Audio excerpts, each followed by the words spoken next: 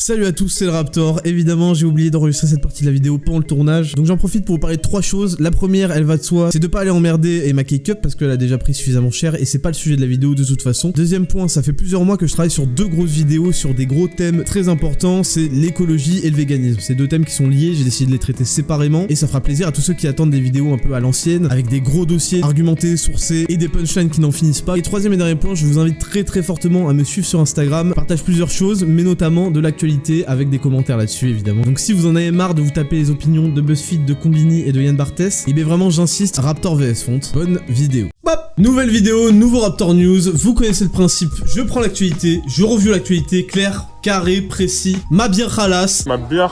Aujourd'hui comme d'habitude le programme est étincelant et bien fourni, mais avant tout pour bien s'éclairer la gorge, Raptor 10, moins 10% et des cadeaux sur Prozis, vous connaissez le bail. C'est parti, let's go.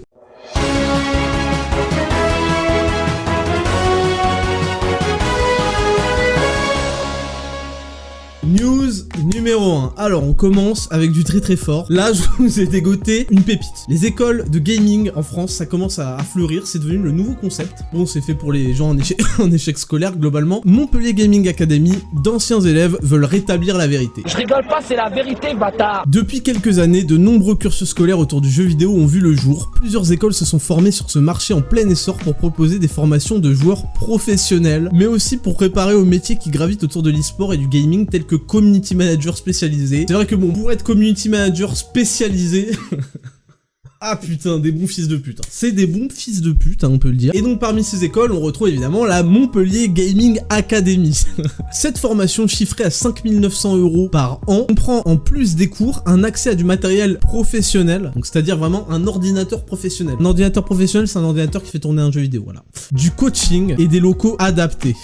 C'est-à-dire, bon, une salle avec des ordinateurs. Il y a un CDI. Mais évidemment, c'était trop beau. On a un dénommé Oxy qui a décidé de révéler, de lever le voile sur ce qui se passe réellement au sein de cette école. Et alors là, c'est incroyable. C'est absolument incroyable. Alors, la vérité sur la MGA. C'est la vérité. Accrochez-vous. Accrochez-vous parce que moi, ça m'a explosé. Je vous ai fait une petite sélection des meilleurs passages du témoignage. Donc là, on a un petit commentaire sur le corps professoral dans la Montpellier Gaming Academy. La plupart des profs engagés étaient sous-qualifiés ou ne connaissaient absolument rien à l'e-sport. Le seul intérêt de l'école de gaming, c'est de former à l'e-sport. Les profs ne connaissent absolument rien à l'e-sport. Déjà là, ça commençait un petit peu mal. La prof d'anglais, une étudiante en STAPS dans la vingtaine, se faisait souvent corriger par des élèves. Elle disait qu'elle était là aussi pour apprendre et elle est souvent sur Google Traduction. Elle se trompait même sur certains verbes irréguliers basiques. Donc moi je dis bravo, moi je dis excellent, une prof qui est en putain de STAPS, c'est-à-dire elle fait des études pour faire de la natation. Elle se retrouve à enseigner l'anglais dans la Montpellier Gaming Academy. Mais ça c'est rien, ça c'est la base. Les cours de montage pendant des mois, on n'avait même pas de logiciel sur lesquels travailler et on faisait ça sur des feuilles en papier. C'est-à-dire que le seul avantage d'une putain de gaming school, c'est-à-dire d'être formé à des logiciels de montage, alors que déjà tu peux le faire en autodidacte comme tout le monde sur internet, mais c'est le seul avantage. Et ils achètent pas les logiciels. Ils ont pris des feuilles de putain, ils ont pris des feuilles de papier, et ils ont dessiné des montages, mais ça n'existe pas, ça c'est incroyable. Vous voyez un peu le travail, vous? Qu'est-ce que c'est que ce bordel? Vous allez me dire, mais qui sont les directeurs de cet établissement? Qui sont ces gens? La France veut le savoir. Alors, on a justement un paragraphe dédié. Parlons-en des directeurs, blablabla. Et là, on a une petite anecdote. En fait, ce qui fait le charme de ce témoignage, c'est quand même les anecdotes. On se dit, il faut le faire quand même pour inventer des anecdotes comme ça. Pendant une LAN, la seule qu'il y a eu pour LOL, au lieu de s'intéresser à un match crucial de leurs élèves, les directeurs ont préféré aller fumer la chicha dans un bar. Donc là, bon, ils en ont rien à foutre. Hein. Absolument rien à foutre. Et après, ils ont ramené les élèves en voiture. Sur le chemin, l'un des directeurs zigzaguait à plus de 130 km/h en regardant un match de foot sur son téléphone, posé sur son volant. Jusque-là, c'est allé, mes amis, jusque-là. Le coach de Fortnite fumait même de la marijuana à côté de certains élèves. Donc, non mais moi je dis bravo, moi je dis excellent. Donc je suis allé sur le site officiel de la Montpellier Gaming Academy, et figurez-vous que les deux directeurs de la MGA sont eux aussi anciennement étudiants en filière STAPS. Alors je sais pas ce qui se passe avec le STAPS de Montpellier, là ils sont en roue libre. Donc voilà, je tenais quand même à ce que tout le monde soit informé. Actuellement, on a l'équivalent de la Weller Business School, mais dans le gaming, qui fournit aussi des diplômes reconnus par l'État évidemment, des diplômes de niveau 2. C'est vrai que la France a besoin en ce moment de pigeons. Donc continuez ainsi, la fierté, hein, franchement la filière STAPS de Montpellier, grosse dédicace à vous. Et nickel, next news.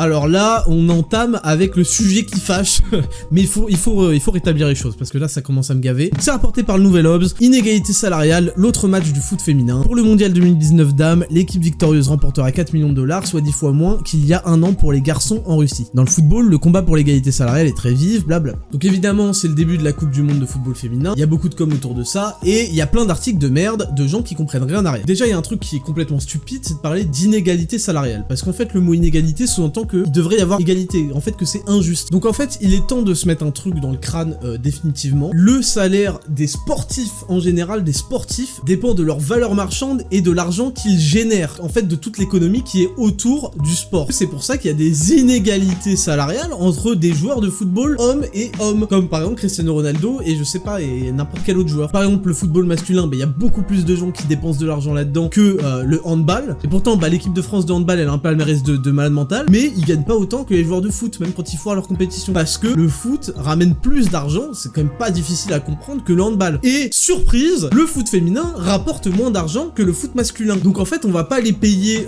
des millions alors qu'elles rapportent pas assez. Ça s'appelle le business en fait, vous êtes stupides. Vous êtes stupides. Les gens ne vont pas s'endetter pour faire une égalité fictive pour que des fils de pute comme vous soient heureux. Donc ça c'est la première chose. Et donc on arrive au deuxième point soulevé par les féministes de pacotille, c'est que puisque leurs salaires dépendent de l'intérêt qu'on leur porte en gros, pourquoi vous vous intéressez au foot masculin mais pas au foot féminin? C'est bien la preuve que vous êtes misogyne et sexiste et compagnie. Premièrement déjà, ça veut dire qu'on n'a pas le droit en fait de s'intéresser à un truc et pas à un autre, hein. C'est-à-dire qu'il faut donner des raisons pour des goûts qu'on pourrait avoir. Mais bon ça on va même pas s'attarder là-dessus. Et deuxièmement en fait ça force à entrer dans la comparaison. Et donc on est obligé de mettre un gros retour à la réalité alors que c'était pas du tout nécessaire en disant l'équipe américaine qui était les championnes du monde se sont pris 5-2 par une équipe de jeunes mecs de 15 ans. Et voilà pourquoi il y a des gens qui s'y intéressent beaucoup moins au football féminin parce qu'ils trouvent que c'est pas aussi rapide que le football masculin ou que les frappes sont trop molles, et parce qu'en fait dans tous les sports, dans tous les putains de sports, et c'est pour ça qu'il y a autant de dopage, c'est parce que le public veut voir des trucs exceptionnels. Il y a 2000 ans on regardait des putains de mecs se tuer ils se mettaient des coups d'épée, et aujourd'hui on regarde des gens jouer au foot, on est en dèche, donc on veut du truc stylé, et donc c'est normal qu'il y ait plus de gens qui regardent les gens qui ont un meilleur niveau, point. Et un truc qui est terrible, et ça nous montre à quel point le féminisme actuel est vraiment dans l'oppression homme-femme qui est pas nécessaire et qui est contre-productive, c'est que les joueuses de foot de l'équipe de France elles-mêmes, genre Tiné qui nous dit mathématiquement si on fait les comptes je suis pas sûr qu'on rapporte autant que les hommes. Donc en fait ce qui se passe c'est que t'as des joueuses professionnelles dont c'est le métier, qui sont des sportifs de haut niveau, qui préparent la plus grande compétition de l'histoire du football, et t'as des gros fils de pute parce qu'ils ont un agenda politique à pousser, qui viennent et qui font les débiles mentaux à parler des inégalités salariales et à les faire chier avec ça et à créer une opposition entre hommes et femmes qui n'a pas lieu d'être, parce que c'est tout ce qu'ils sont capables de faire de toute façon, ces connards. Donc voilà, continuez comme ça et arrêtez de nous faire chier. Si on a envie de regarder un truc, on le regarde. Si on n'a pas envie de regarder un truc, on le regarde pas, et on n'a pas à justifier nos choix. Niquez vos mères. Next news. Alors, ça c'est une petite news cadeau, croustillante. Une domestique philippine attachée à un arbre par ses employeurs saoudiens. Une domestique âgée de 26 ans et travaillant depuis plusieurs mois pour une famille aisée à Riyad, en Arabie Saoudite, a été attachée à un arbre par ses employeurs pour avoir oublié un meuble à l'extérieur. Donc voilà, je voulais vous rapporter la petite news. Là on a 2-3 photos pour illustrer. On voit bon que le jardinier n'en a rien à foutre, hein, clairement. Donc voilà, faites-en ce que vous voulez. Bon, moi personnellement je trouve qu'on n'attache pas assez de gens à des arbres en France. Peut-être que on peut trouver une sorte d'inspiration là-dedans. Next news. Donc on enchaîne avec une petite news youtubesque. Je suis expert en youtuberie. La youtubeuse Emma Cakeup, bon elle est un petit peu en compétition de malaise et de bad buzz avec Thibaut InShape. Une pensée aux morts tombés pour la France. Donc en fait il y a eu plusieurs trucs comme ça, et il y a eu récemment des bad buzz, notamment avec une affaire de dropshipping. Donc le dropshipping, pour ceux qui savent pas ce que c'est, ça s'appelle du dropshipping. En gros, vous achetez un truc sur un site un peu bidon, chelou, avec des réductions moins 70%, et qui coûte quand même 30 ou 50 balles pour de la camelote la plupart du temps. Et en fait le mec, vous le saviez pas, il a aucun stock, il transmet votre commande à son fournisseur qui est AliExpress. Vous le saviez pas évidemment, sinon vous seriez allé directement sur AliExpress pour trouver votre truc. Et donc après c'est AliExpress qui va vous livrer, et ça prend du temps parce que ça vient de Chine. Ça peut prendre 2 mois, et lui il se fait sa marge dessus. Il apporte aucune valeur au produit, mais voilà, vous aviez qu'à être au courant que c'était sur AliExpress. Donc c'est pour ça que c'est légal en France, c'est considéré en gros comme de l'achat-revente. C'est en fait la base du commerce. Mais tout le monde sait que moralement c'est quand même un truc de bâtard. Des produits de merde qui sont à 99 centimes et qu'on revend 100 €, ça oui je trouve que c'est n'importe quoi, c'est se foutre de la gueule du monde. Et donc Emma Cake-up, elle était concernée dans plusieurs affaires de dropshipping et elle a fait une longue vidéo de 30 minutes pour nous dire la vérité, vraiment c'est la vérité. C'est la vérité. Ah bah il a dit voilà, ah bah si.